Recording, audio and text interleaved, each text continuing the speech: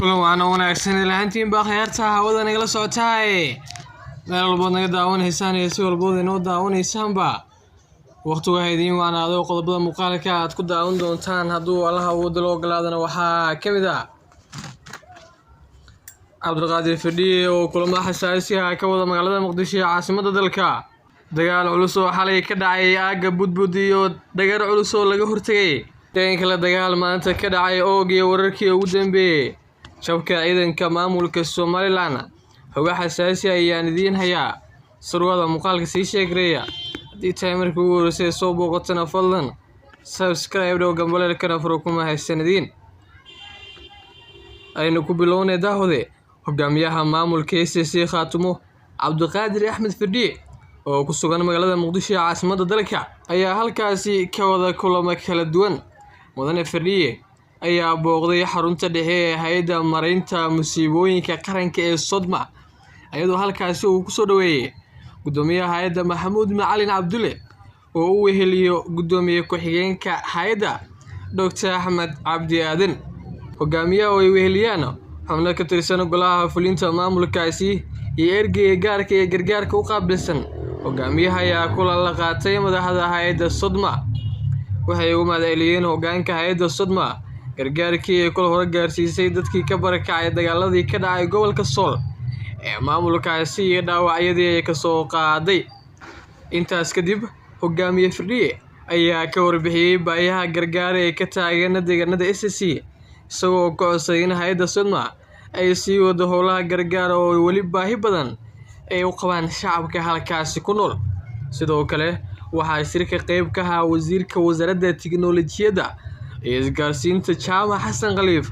oo dhankiisa ku amaanay hay'adda maaraynta sida ay u gurmatay shacabka gobolka Sool Firdhiye oo jimcihii soo gaaray Muqdisho ayaa sidoo kale waxa uu kulan gaar ah la yeeshay madaxweynaha Soomaaliya mudane Xasan Sheekh Maxamuud oo Sabtidii laabtay magaalada Muqdisho kadib 2 bilood oo ku sugnaa magaalada Dhuusamareeb ee xarunta maamulka Galmudug Xasan Sheekh iyo hogaamiye Firdhiye ayaa ka wada hadlay arrimo xasaasi ah oo ku aadan xaaladda Laascaanood iyo sidoo kale qadiyadda SSC Khaatumo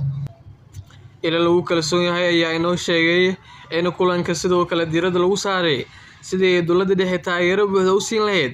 SSC oo hore u dhawaaqday maamulka madax bannaan Somaliland kadib dagaaladii ka dhacay aaga magaalada Laascaanood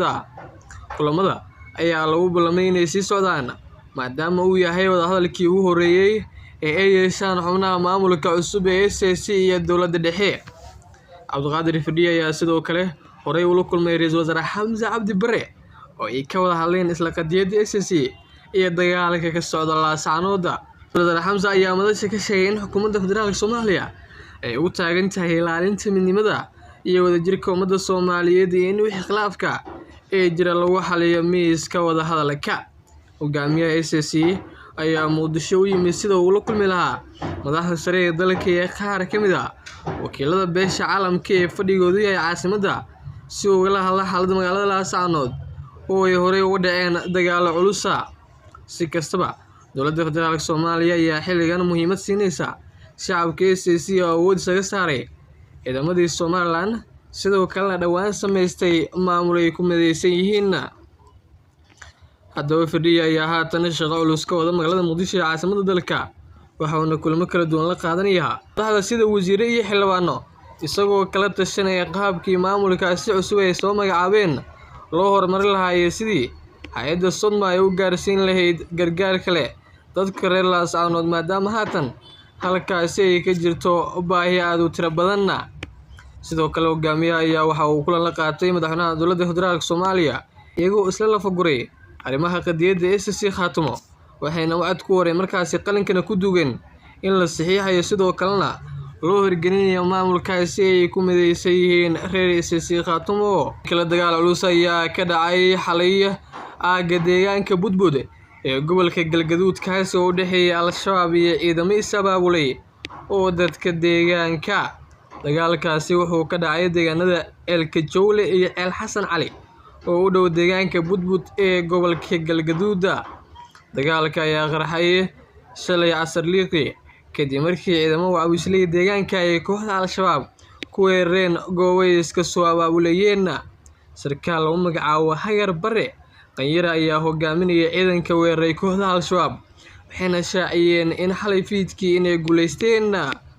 Saraakiisha ciidanka deegaanka ayaa sheegay inay soo afjareen kooxdii ay ku weerareen aagga deegaanka Budbud isla markaana ay ka soo furteen hubkoodii. Weerarkaasi oo gaalmaha ayaa kooxda Al-Shabaab ku noqday filan waa kadib markii lagu weeraray dhul howda oo iyagu ay weerar ka soo abaabulayeen. Xogta laga helay kooxdii Shabaab ay isku soo abaabulaysa halkaasi waxay tilmaamaysaa in kooxdu damacsaneen inay weerar cagmarina ku qaaday ciidamo ka tirsan xoogga dalka ee ku sugan deegaanka Cali Axmed ee gobolka Shabeellaha Dhexe. Ciidanka xoogga dalka ayaa talis weyn ku leh deegaanka Cali Axmed aan laga hortagay dhagar loo soo maleeyay taliskaasi. Ciidamada macawisley ee weeraray kooxda ayaa sheegay inay soo afjareen shabaabkii ay ku weerareen aagga Budbudda ama ay tahay xilli habeen ilaa hadda lama soo bandhigin sawirro muujinaya maleeshiyaadka howlgalkaasi loo weeraray Al-Shabaab, balse saraakiishu waxay ballan qaadeen inay saacadaha soo socda soo bandhigi doonaan sawirrada khawaarijta ay laayeen. Kale wararka naga soo gaaray og ayaa waxay sheegayaan in maanta mar kale ay isfarasaareen ciidanka maamulka Somaliland iyo kuwa xaq-u-dirarka ee SSC Khaatumo. Dagaalkan oo qaatay saacado aad u tiro badan ayaa waxaa la isdhaafsaday hubka noocyadiisa kala duwan iyadoo haatan maamulka Somaliland uu ka dagaalamayo furimo aad u tiro badan oo ugu horeyso midda tuulada oo ay uga leeyihiin in lagu jabiyo kuwa SSC Khaatumo. Dagaalkan ayaa waxaa ka soo baxaya faahfaahinno dheeraad ah iyadoo dadka deegaanka ay noo sheegeen inay jiraan khasaare isugu jira dhimasho iyo dhaawac intuba. Ilo xogogaal ayaa waxay noo xaqiijiyeen in haatan ciidankii maamulka Somaliland ee weerarka soo qaaday lagu jabiyay dagaalkaasi sidoo kalena lagu hortagay weerar gaadma oo ay rabeen inay ku qaadaan kuwa SSC Khaatumo. Qaar ka mid ah saraakiisha oo iyagu warbaahinta la hadlay sidoo kalena xogaha ugu dambeeyay ee furinta noo soo gudbiyay waxay noo xaqiijiyeen inay cagta mariyeen ciidankii maamulka Somaliland ee weerarka soo qaaday sidoo kalena ay dharbaax xooggan ku dhufteen iyagoo haatan iskaga cararay goobtii lagu dagaalamay. Sarkaalkan inuu xaqiijinin tirada rasmiga ee dhimashada ee uu geystay dagaalkaasi, balse waxa uu sheegay in ciidamo dhowr ay ka dileen kuwa maamulka Somaliland halka tiro intaasi ka badanna ay dhaawac yihiin. Haddaba dagaal qaraar ayaa ka socda tuulada og. Maamulka Somaliland wuxuu isku dayaa wado walba iyo qaab walba uu ku guuleysan lahaa xoogga SSC Khaatumo. SSC-na difaac xooggan ayay kaga jiraan iyagoo jab xooggan gaarsiiya kuwa maamulka Somaliland ee weerarka soo abaabula. Haddaba ma jiro wax hadal oo ka soo baxay dhanka maamulka Somaliland oo ku aadan dagaalkaasi iyo khasaaraha u geystay, balse SSC ayaa haatan warar dhaca inuu sheegeen ayaa ku cadeeyay in dagaalkaasi jab xooggan lagu gaarsiiyay kuwa maamulka Somaliland. Haddaba daawada maxay kula tahay adiga? Maamulka Somaliland marba mar ka sii dambayso waxa uu weerar ku soo qaadaya xoogga SSC Khaatumo ee furmo hore ee dagaalka ku sugan isagoo u galay inuu durjiyo sidoo kalena uu ka saaro dhifaysa ay ka qoteen tuulada og. Ma kula tahay in maamulka Somaliland uu ku guuleysan doono